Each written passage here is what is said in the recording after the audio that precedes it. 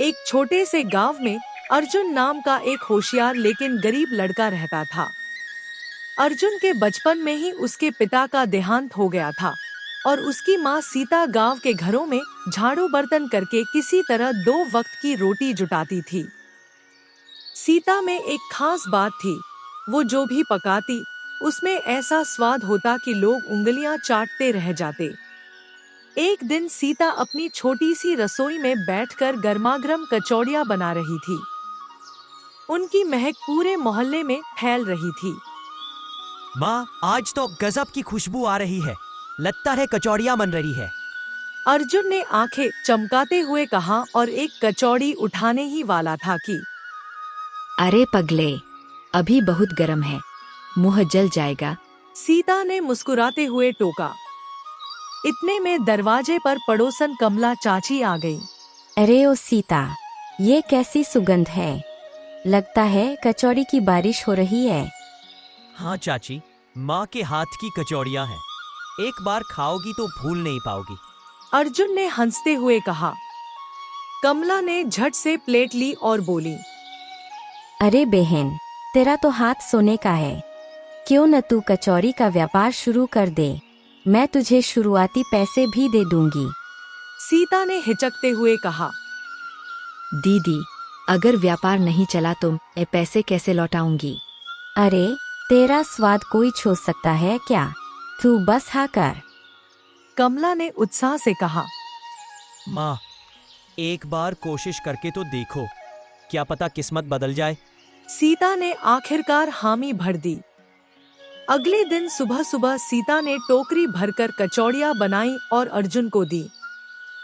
अर्जुन पूरे जोश से गांव की गलियों में घूमने लगा। आओ आओ, माँ के हाथ की गर्मा गर्म कचौड़ियाँ एक बार खाओ, बार बार आओ। लेकिन उसने देखा, लोग उसकी कचौड़ियों की तरफ देखने तक नहीं रुके। सब मोमोज, चाउमीन और बर्गर के ठेलों पर टूट पड़े थे। शाम होते होते अर्जुन थक हार कर घर लौटा। माँ, एक भी कचौड़ी नहीं बिकी। अब तो लोग हमारा देसी खाना भूल गए हैं। सीता ने उसके कंधे पर हाथ रखकर कहा। बेटा, हार मानना आसान है, पर जीत उन्हीं की होती है जो बार बार कोशिश करते हैं। अगले दिन अर्जुन ने एक तरकीब निकाली। वो बाजार में खड़ा होकर जोर जोर से चिल्लाने लगा। कचौड़ियाँ खाओ और पहले 10 लोगों के लिए बिल्कुल मुफ्त। लोग चौंक गए। भीड़ जमा हो गई। जैसे ही पहले लोगों ने कचौड़ी चखी, उनकी आंखें चमक उठीं। अरे, ये तो कमाल का स्वाद है। बर्गर मोमोज भूल जाओ, ये तो स्वर्ग का स्वाद है। भीड़ इतनी बड़ी कि आधे घंटे में सारी कचौड़ियाँ बिक गईं। शाम को अर्जुन घर लौटा और बोला। माँ, आज सब बिक गया और देखो कितना मुनाफा हुआ है।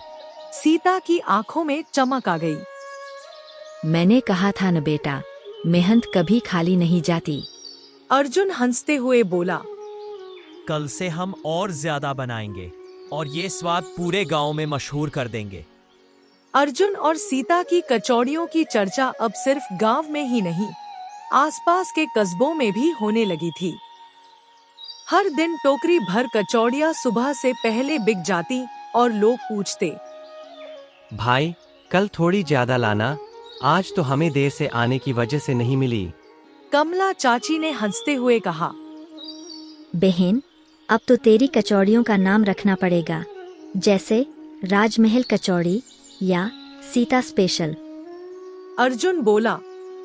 माँ, क्यों न हम एक छोटी सी दुकान खोल लें? टोकरी में बेचने से अब काम नहीं चलेगा। लोग रोज बढ़ रहे हैं।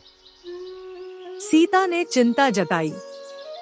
बेटा, दुकान खोलने के लिए जगह चाहिए, किराया देना पड़ेगा और सामान भी ज्यादा।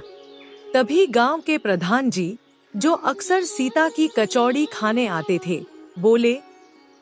सीता, अगर तू दुकान खोलना चाहती है तो मैं पंचायत भवन के पास खाली पड़ी जगह मुफ्त में दे दूंगा। बस हर रविवार गांव के गरीब बच्चों को मुफ्त में कचौड़ी खिलाना। सीता और अर्जुन ने तुरंत हामी भर दी। अगले ही हफ्ते रंग बिरंगे बोर्ड के साथ दुकान खुली। सीता माँ की लाजवाब कचौड़ी। पहले दिन दुकान पर इतनी भीड़ लगी कि अर्जुन को 3 बार घर भागकर आटा और आलू लाना पड़ा। एक दिन शहर के एक होटल मालिक मिस्टर शर्मा दुकान पर आए। उन्होंने कहा, सीता जी, आपका स्वाद अद्भुत है। मैं चाहता हूं कि आप हमारे होटल में कचौड़ी सेक्शन संभालें।